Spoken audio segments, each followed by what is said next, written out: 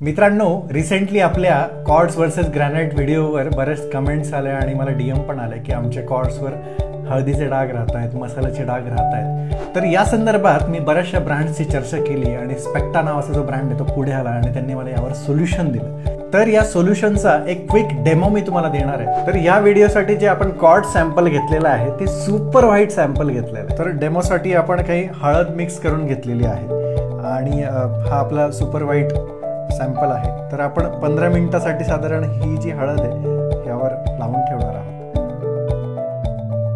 तर तुम्ही बघू शकता की हळदीचं पिवळं इम्प्रेशन राहिलेलं आहे. तर पटकन आपण ते क्लीन करून घेऊ. यासाठी तुम्ही कुठलंही मार्बल क्लीनर यूज करू शकता किंवा pH लेवल 7 असलेलं कुठलंही क्लीनर तुम्हाला यूज करता येईल.